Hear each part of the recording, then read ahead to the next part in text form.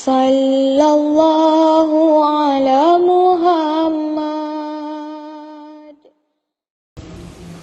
Tapi harus kita ketahui, harus kita pahami, orang meninggalkan sholat ini bukan berarti orang yang tidak masuk masjid, tidak masuk musola, yang sama sekali tidak pernah bertakbir, rukuk, sujud. Bukan. Terkadang orangnya bertakbir, orangnya berjamaah di masjid, orangnya berjamaah di musola, tapi dianggap tidak sholat. Kenapa? Karena tidak mengetahui ilmu-ilmunya sholat, sehingga sholatnya tidak dinamakan sholat.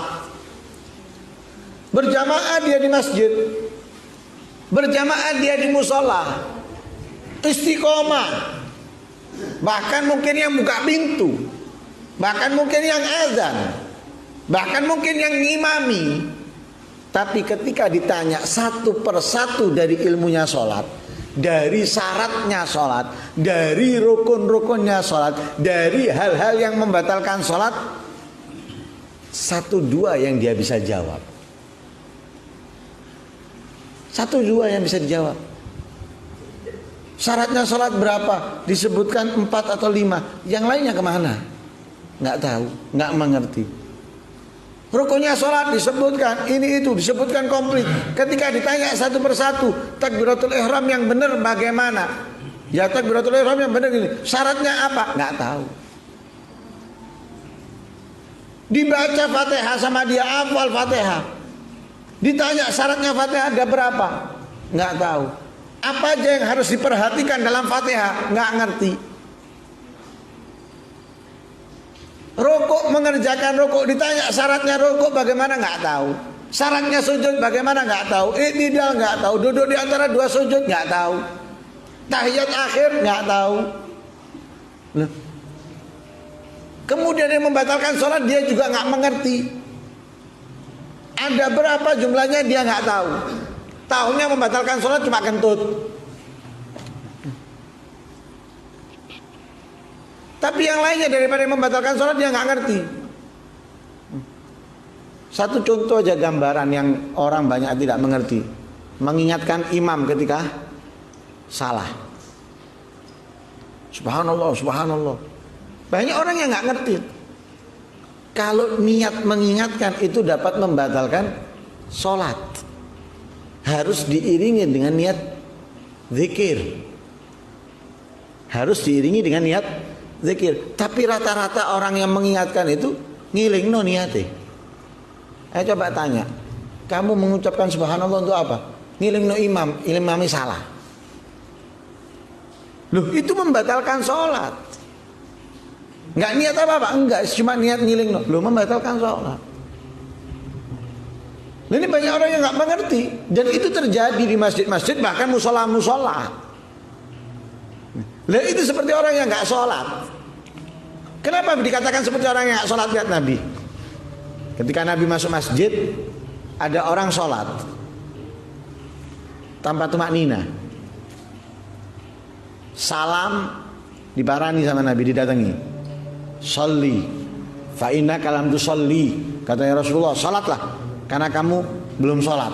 Loh, ini orang habis berdiri, habis ruku, habis i'tidal, habis sujud 2 kali.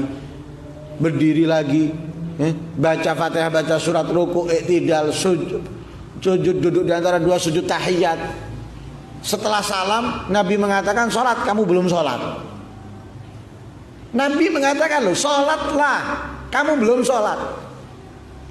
Diulangi sama orang tersebut, sama dengan yang sebelumnya sholatnya, tidak ada perbedaan. Nabi pun mengatakan sholat, kamu belum sholat. Setelah berulang beberapa kali, lalu dia bertanya, loh ya Rasulullah, aku ini sudah niat, aku sudah takbir, aku sudah baca Fatihah, aku sudah ruku, aku sudah i'tidal dan lain sebagainya. Kenapa engkau memerintahkan aku dan kamu mengatakan aku belum sholat? Katanya Rasulullah, sholat itu seperti ini, diajarkan oleh Rasul. Takbir,